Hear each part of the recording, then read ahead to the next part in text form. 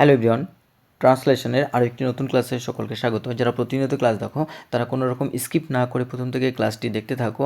আশা করি তোমাদের ক্লাসটি ভালো লাগবে এবং অনেক নতুন নতুন ইনফরমেশন তোমরা ট্রান্সলেশন সম্পর্কে জানতে পারবে। তো সর্বোপরি ক্লাসটি কিন্তু ইনফরমেটিভ হতে চলেছে। তো চলো আমরা প্রথমেই দেরি না করে ক্লাসটি শুরু করি। প্রথমে আমরা দেখতে পাবো যে কী আছে, ওটা কিসের ডাক? উল্লাস। অর্থাৎ এখানে উল্লাস, অর্থাৎ কাউকে এখানে জিজ্ঞাসা করা হচ্ছে উল্লাস নামের একজনকে যে ওটা কিসের ডাক। তো এখানে আমরা কোশ্চেন মার্ক দেখে এটা বুঝতে পারছি যে এটা কিন্তু ইন্ট্রোগেটিভ সেন্টেন্স। আর ইন্ট্রোগেটিভ সেন্টেন্সের এটা কেমন ধরনের? ডাব্লিউএস কোশ্চেন, অর্থাৎ প্রথমেই কি ডাব্লিউএস দিয়ে অর্থাৎ হট দিয়ে শুরু করা হয়েছে। তো ওটা কিসের ডাক, অর্থাৎ হোয়াট কাইন্ড অফ সাউন্ড, ওটা কিসের ডাক বা ওটা কিসের ডাক হয় এরকম। তাহলে কি what kind of sound is that উল্লাস, অর্থাৎ এটা কোন ধরনের বা ওটা কেমন ধরনের শব্দ হয়? উল্লাস। তো এখানে কিন্তু কাইন্ড বলতে কিন্তু এখানে আমরা যে দয়ালু না, এখানে কিন্তু কাইন্ড বলতে আমরা শর্ট বলি, মানে কোন ধরনের, বা আমরা টাইপ বলতে পারি হোয়াট টাইপ অফ সাউন্ড, বা আমরা এটাকে জেনরি বলতে পারি কোন ধরনের এটা। তাহলে কাইন্ড, শর্ট, টাইপ বা জেনরি প্রতিটা ওয়ার্ডই তোমরা লিখতে পারবে, কোনো সমস্যা নেই। তো আর কোন ধরনের শব্দ, অর্থাৎ এই যে শব্দ বা সাউন্ড, এটাকে কিন্তু আমরা নয়েজ বলতে পারি বা ক্রাই বলতে পারি বা কল বলতে পারি।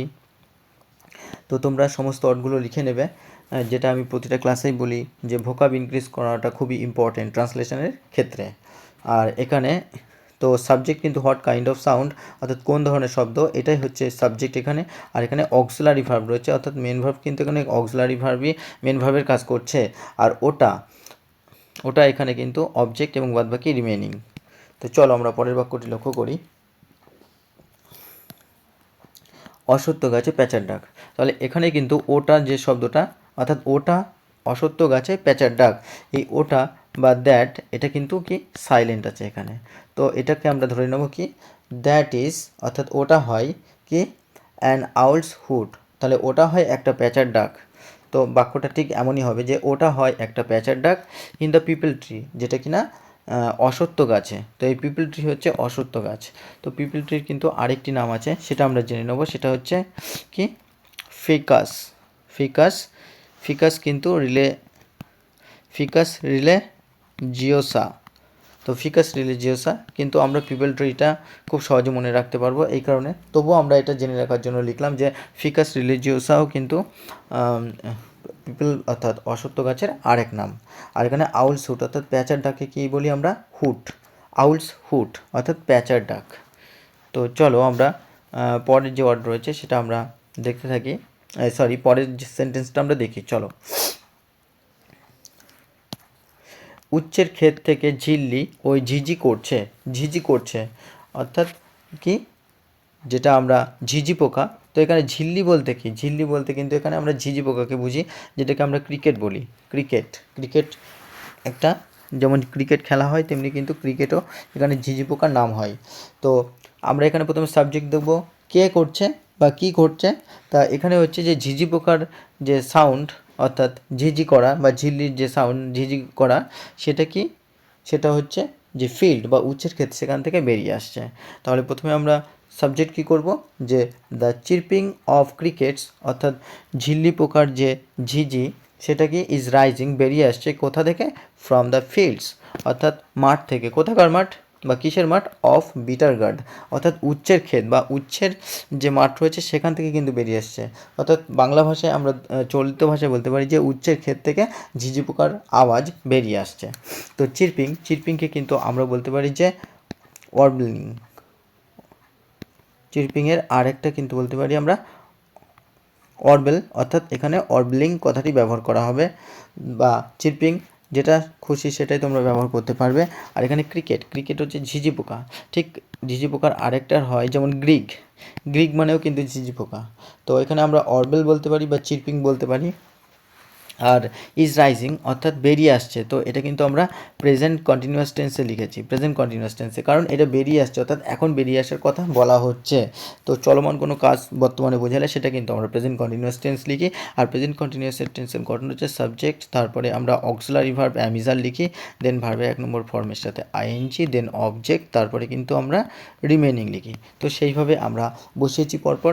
আর এখানে বাদবাকি রিমেনিং রয়েছে কোথা থেকে বেরিয়ে আসছে, উচ্চের ক্ষেত্র থেকে, অর্থাৎ from the fields of the bitter gourd, অর্থাৎ বিটার গার্ড হচ্ছে এখানে উচ্ছে। তো চলো আমরা পরের বাক্যটি লক্ষ্য করি। পরের বাক্যটিতে আছে দরজার পাল্লাটা বাতাসে ধরাস ধরাস করে পড়ছে, বন্ধ করে দাও। তো বন্ধ করে দাও, তো এটা কিন্তু আমরা অর্ডার সেন্টেন্স দেখতে পাচ্ছি। আর তার আগে যে দরজার পাল্লাটা কিন্তু এখানে সাবজেক্ট, আর বাতাসে কেমন করছে, ধরাস ধরাস করে পড়ছে। তো এটাও কিন্তু প্রেজেন্ট কন্টিনিউয়াস টেন্সে লেখা হবে, কারণ এখানে কোনো একটা কাজ কিন্তু চলছে বোঝাচ্ছে। তো কি, তো দরজার পাল্লাটা ইংরেজি হচ্ছে দ্য ডোর প্যানেল, কি করছে, অর্থাৎ ধরাস ধরাস শব্দ করছে, বা যেটা দুমদুম করে আওয়াজ করছে, তাহলে ইজ ফ্লাপিং অর্থাৎ ধরাস ধরাস করে আওয়াজ করছে, ইন দ্য ওয়াইন্ড বাতাসের মধ্যে আওয়াজ হচ্ছে কি, শাট ইট এটা বন্ধ করে দাও। তো দ্য ডোর প্যানেল অর্থাৎ যে দরজার পাল্লা, সেটাকে আমরা ডোর প্যানেলের পরিবর্তে আর কি লিখতে পারি, সেটা কিন্তু আমরা ডোর লিফও লিখতে পারি, ডোর লিফ। তো আমরা জানি লিফ মানে পাতা, কিন্তু ডোর লিফ মানে হচ্ছে দরজার পাল্লা, ঠিক ডোর প্যানেল মানেও দরজার পাল্লা। আর ফ্ল্যাপিং অর্থাৎ ঝটকানো বা ঝটপট করা, যেটা পাখি সম্ভবত, যেটা আমরা দেখি যে পাখি যখন তার ডানা ঝাপটায় যে শব্দটা হয়, সেটাও কিন্তু এই ঝাপটানোর আওয়াজের মতো, অর্থাৎ ধরাস ধরাস করার মতো, বাতাসে যেটা ঝটকানো বলে থাকি আমরা। তো এই ফ্ল্যাপিংটাকে কিন্তু আমরা ফ্ল্যাটারিংও বলতে পারি, এই কারণে কি ফ্ল্যাটারিং, ফ্ল্যাটারিং অর্থাৎ ঝটকানো, বা আমরা কিন্তু এটা গাস্টিংও বলতে পারি, গাস্টিং অর্থাৎ ঝটকানো বা ধরাস ধরাস আওয়াজ করা, সেটা কি ইন দ্য ওয়াইন্ড অর্থাৎ বাতাসের মধ্যে। আর শাট ইট অর্থাৎ এটাকে বন্ধ করে দাও। তো শাট মানে যেমন বন্ধ করা, তো আমরা এটাকে কিন্তু বলতে পারি যে ক্লোজ ইট অর্থাৎ এটাকে বন্ধ করে দাও, বা স্টপ ইট অর্থাৎ এটাকে বন্ধ করে দাও। এটাকে বলতে কোনটাকে বোঝাচ্ছে, এখানে কিন্তু ডোর প্যানেল বা দরজার পাল্লাটার কথা বোঝানো হচ্ছে। তো চলো আমরা পরের বাক্যটি লক্ষ্য করি। ওটা কি কান্নার শব্দ? না, রান্নাঘর থেকে বিড়াল ডাকছে। তো এখানেও আমরা প্রথম সেন্টেন্সটি দেখতে পাচ্ছি ইন্ট্রোগেটিভ সেন্টেন্স, পরের সেন্টেন্সটা দেখতে পাচ্ছি না, রান্নাঘর থেকে বিড়াল ডাকছে। তো এটা কিন্তু আমরা প্রেজেন্ট কন্টিনিউয়াস টেন্সে দেখতে পাচ্ছি। তো দুটো সেন্টেন্স আমরা এখানে পরপর দেখব, এবং দ্বিতীয় সেন্টেন্সটাকে আমরা এখানে কিন্তু আমরা দেখতে পাচ্ছি যে কমা দিয়ে সেন্টেন্সটাকে এবং সেন্টেন্সটাকে প্রেজেন্ট কন্টিনিউয়াস টেন্সে রাখা হয়েছে। তো প্রথমে হচ্ছে ওটা কি কান্নার শব্দ, অর্থাৎ এখানে ইন্ট্রোগেটিভ সেন্টেন্স করব, প্রেজেন্ট টেন্সের ইন্ট্রোগেটিভ সেন্টেন্স। তাহলে কি, is that the sound of crying, ওটা কি কান্নার শব্দ? ক্রাইং বলতে এখানে কান্না, অর্থাৎ ওটা কি কান্নার শব্দ। তাহলে এখানে কিন্তু ইয়েস নো টাইপের, সেই কারণে কিন্তু আর আমরা জানি ইয়েস নো টাইপের হলে কিন্তু সেটা কি হয়, অ্যামিজার দিয়ে কোশ্চেন করা হয়। ঠিক একই রকমভাবে এখানে ইজ দিয়ে কোশ্চেন করা হয়েছে, অর্থাৎ is that the sound of crying, অর্থাৎ ওটা কি কান্নার শব্দ। তো এর উত্তরে কি বলছে, নো, না। দ্য ক্যাট ইজ মিউইং অর্থাৎ বিড়াল ডাকছে, ফ্রম দ্য কিচেন সেটা রান্নাঘর থেকে। তাহলে রান্নাঘর থেকে বিড়াল ডাকছে। তো এখানে কিন্তু আমরা ইয়েস নোতে এর পূর্ব পেয়ে গেলাম, যেটা ইয়েস নো কোশ্চেন, এখানে নো করা হয়েছে। এবং দ্য ক্যাট ইজ মিউইং অর্থাৎ মেও মেও করছে, কি ফ্রম দ্য কিচেন অর্থাৎ রান্নাঘর থেকে। তো এখানে ক্রাইংটাকে কিন্তু শুধু কান্নার অর্থে ব্যবহার করা হয় না, ক্রাইং কিন্তু আমরা আবার উইপিংও ব্যবহার করে থাকি, অর্থাৎ উইপিংও কিন্তু কান্না বোঝাতে ব্যবহার করা হয়, বা আমরা কিন্তু এটা ওয়েলিংও বলতে পারি, ওয়েলিং অর্থাৎ কান্না করা বা কান্নার আওয়াজ। তাহলে ক্রাইং, উইপিং বা ওয়েলিং আমরা লিখতে পারি। আর এখানে মিউইং যেমন হয় তেমনি এটা কিন্তু ম্যাউইংও হয়, মিউইং যেমন হয় ম্যাউইং, ম্যাউইং স্পেলিং কি MI, ম্যাউইং। তো এগুলো তোমরা সব লিখে নিও, এগুলো যখন প্র্যাকটিস করবে, প্র্যাকটিস করার সাথে সাথে খাতায় এগুলো লিখে নেবে, তোমাদের সুবিধা হবে। তো চলো আমরা পরের বাক্যটি লক্ষ্য করি। যাও না উল্লাস, থামিয়ে দিয়ে এসোগে। তো এখানে কিন্তু প্রথমে উল্লাসকে অর্ডার করা হচ্ছে যে, এবং পরে আবার রিকোয়েস্টও করা হচ্ছে। রিকোয়েস্ট বলতে এখানে ফিরে আসার কথা বলা হচ্ছে। তাহলে কি, যাও না উল্লাস অর্থাৎ উল্লাস তুমি যাও। তো এইভাবে কিন্তু আমাদের লিখতে হবে। তাহলে উল্লাস গো, উল্লাস তুমি যাও, উল্লাস গো, অ্যান্ড কাম ব্যাক, তো এখানে কিন্তু কমা হবে, কারণ কি এখানে যে ওয়ার্ডটা যাও না অর্থাৎ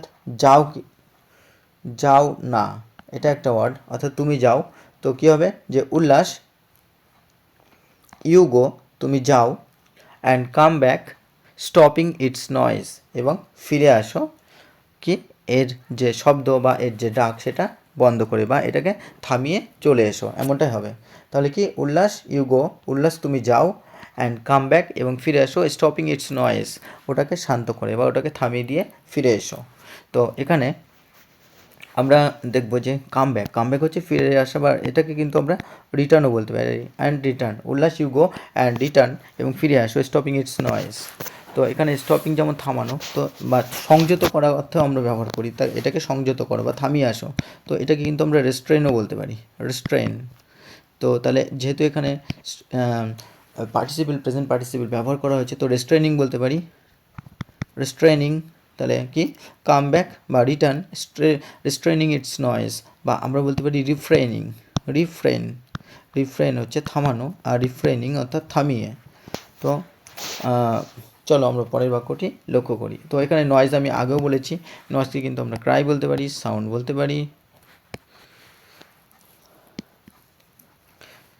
পরের বাক্যটি চলো আমরা লক্ষ্য করি। পরের বাক্যটি আমরা দেখতে পাবো যে কি আছে। পরের বাক্যটি যে আমার ভয় করছে, তাহলে কি আই অ্যাম অ্যাফ্রেড, অ্যাফ্রেড মানে ভীত, অ্যাফ্রেড হচ্ছে ভীত, আমার ভয় করছে বা আমি ভীত, এখানে সেম জিনিস।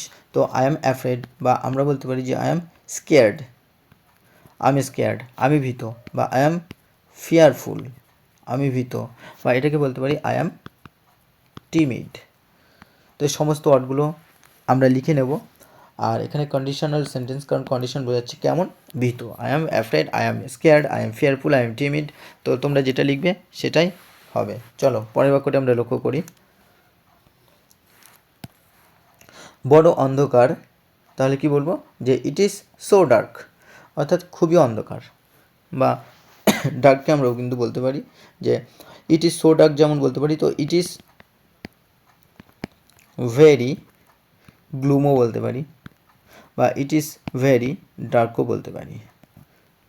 তো দুটোই কারেক্ট, এবং এইভাবে তোমরা পরপর লিখে নিও সমস্ত ট্রান্সলেশনের প্যাসেজটি, এবং যে সমস্ত এক্সট্রা ওয়ার্ড তোমাদেরকে দেওয়া হলো সেই এক্সট্রা ওয়ার্ডগুলোও কিন্তু তোমরা লিখে নেবে, কারণ এগুলোই কিন্তু ভোকাব ইনক্রিজ করার ক্ষেত্রে লাগবে। তো আশা করি তোমাদের ক্লাসটি খুবই ভালো লেগেছে। এরকম আরও খুবই গুরুত্বপূর্ণ ক্লাস পাওয়ার জন্য চ্যানেলে যারা প্রথম তারা অবশ্যই সাবস্ক্রাইব করে পাশে থাকা বেল আইকনটি প্রেস করে রেখো, এবং যারা প্রতিনিয়ত ক্লাস দেখো তাদের জন্য রইল অসংখ্য ধন্যবাদ। তোমাদের জন্য যতদিন না পিএসসি ক্লার্কশিপের মেন্স পরীক্ষা হবে ততদিন পর্যন্ত কন্টিনিউ ক্লাস আসতে থাকবে, এবং এইভাবে চ্যানেলটির পাশে থাকো, লাইক কমেন্ট শেয়ার করতে থাকো। আবারও তোমাদের অসংখ্য ধন্যবাদ। চলো দেখা হচ্ছে পরের ক্লাসে।